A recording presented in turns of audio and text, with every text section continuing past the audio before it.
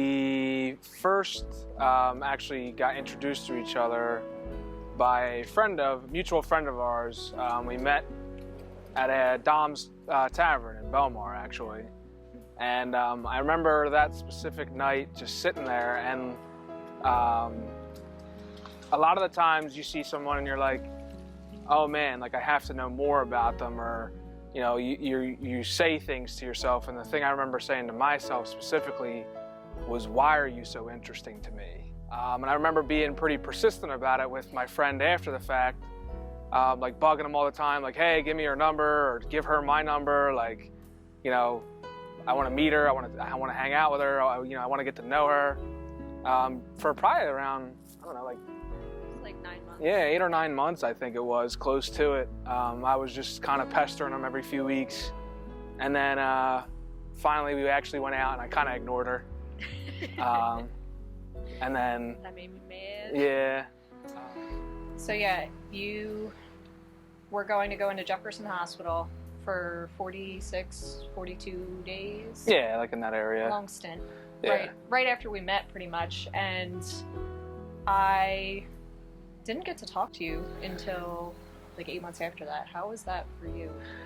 Yeah, I kind of like, just, at the time I met her, it sounds silly, but I kind of like was like, I know I had that situation coming up, so like I just decided to kind of not pursue it, because I knew for at least however long that was going to be, I wasn't going to be able to like interact with anybody. Or I remember like laying in the hospital just like saying to myself like, oh man, like if I could just find someone that I could rely on like that. Like, you know, it was around Valentine's Day, so of course you're seeing all the Valentine's Day commercials, and you're sitting there and you're thinking to yourself, like in your own head, you know, how nice that must be to have. And then it was almost like fate. Like I came out, I was doing good, feeling real great, like things were looking up, and then I found someone that, like, you know, for lack of, you know, a more cliche term, like my rock, like someone I know I could always rely on, someone who always has my best interests in mind, and in return I do the same for her. And you know, no disrespect to none of my friends or anything like that, but I just don't want to spend any time with anybody else. I always want to be around her. And I don't like going to bed if she's angry at me or upset with me, so we try to fix things, talk things out. Never go to bed angry. Yeah, never go to bed angry.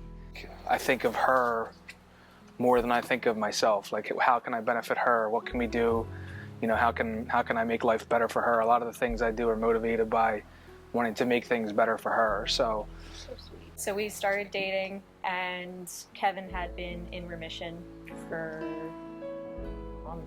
almost 2 years? Almost 2 years, yeah. It was like a month under 2 years. Yeah, so February 2017 rolls around, and I'll never forget that. The actual date was February 3rd, 2017.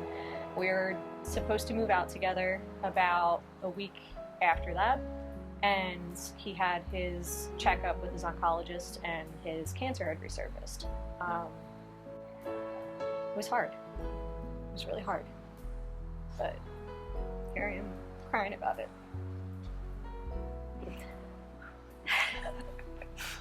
I'm a wimp, I cry at everything. But yeah, so it really rocked our world. We weren't sure what was going to happen, where we were going to be, and it took a little over a year, but we were able to move out together. April 2018, we got our first apartment together, which was exciting. It was new and different, and a good 6 months. We survived. Yes, we survived. Yeah. The first 6 months. We didn't kill each other. Yeah, we didn't kill each other. There's that. We had our dogs there with us. That was great. I'll be honest, the actual proposal is a little bit of a blur because I was so excited when you pulled the ring box out. I heard what you were saying, but if I had to repeat it, I don't know if I could, because I was just so happy and ready to say yes to you. I think I probably cut him off and said yes at one point. But it was a really nice moment, and I really liked that it was just us together. But yeah, so we got engaged Valentine's Day, and then boom, COVID. So and here we are. Here we are, a few months later.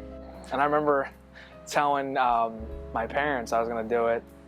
And, you know, obviously they were thrilled and all that. And I remember going to your parents' house to ask your dad and your mom, which of course your mom wasn't there that day, so I missed her. I had to call her, yeah. Well, I think actually your dad called her when she got home, or called with her when she got home, so I could ask her. But I remember talking to your dad about it, and your dad was like, you know, I've known your dad for 4 or 5 years now, and he was the most happy I've ever seen him. So that's like one of the more positive memories I have from the whole experience too. So. Didn't he cry? He said he cried. Yeah, and then he pulled out a bottle of whiskey and a couple beers, and we Irish dad. Yeah, so we hung out and had a drink or two, and your mom cried too. Yeah, my mom cried. When we came back, she was like, "Thank you for loving my son." Yeah, I'm like, so unlovable, I guess. So No. I did. He tried to bring. I tried to let her go. I tried to do the nice thing and say. Well, this was after.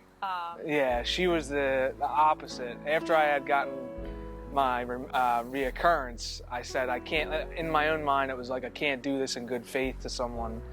Like I tried to cut it off and do her a favor. At least that's what the stupid rationale was in my mind. And she probably threw almost every curse word in the book at me, because she said, you know, how dare you think that would, you know, that was who I am. I would never do that. Like, this is us. We're in it together. She called me stupid, I think, a few times, which. Well, it was a stupid move. Yeah. And I was like, I'm not a stupid person. She made me feel. I don't know why. She made me feel dumb for saying it. But you know, after re-examining my approach to the situation, it was probably not a good thing to do that. But I was trying to, like I said, try to do her a favor. Pretty much right after you inadvertently tried to break up with me, I made the conscious decision that, hey, yeah, this is someone that I want to be with. I want to be with him no matter what he's going to have to deal with, no matter what cancer brings or the future. So I've known since December 2017, January 2018, that I wanted to be his wife. For our marriage, I take it day by day. I am excited for what tomorrow will bring. I don't think too far ahead, and I think that's just because I enjoy spending every second with you. And no matter if it's a week, a month, 10 years, 30 years, get to see me all old and gray, you know? But well, at least I don't have hair, so I won't go gray. Yeah, so it works out for me. It's positive. Yeah. We'll probably have some kids down the road, maybe some more dogs, who knows. We love our dogs, wish they could be here. But yeah, that's our outlook. We stay positive, and that gets us through anything that life can throw at us. The marriage aspect of it, I think obviously just getting to spend the rest of my life with my best friend, like I said earlier, you know, live-in best friend kind of thing. For the deeper part of it, you know, what I'm looking forward to, I think that, you know, I don't want to make anybody upset or anything like that, but I think that just knowing that I accomplished everything I wanted to, and found someone to do it with, and going from an I to a we, and all that good stuff. I think that's no stone left unturned kind of thing is I think really what it comes down to. Yeah. I love you. I love you. Can't wait to spend the rest of my life with you. You sure? I'm 100% positive. 100% positive. Me too. Good.